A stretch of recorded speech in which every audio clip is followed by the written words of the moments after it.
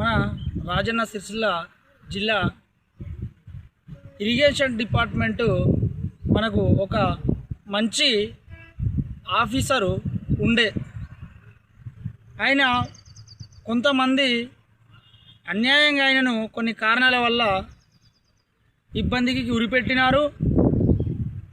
ఆయన ఉన్నప్పుడు రైతులు ఎంతో సంతోషంగా ఉన్నారు.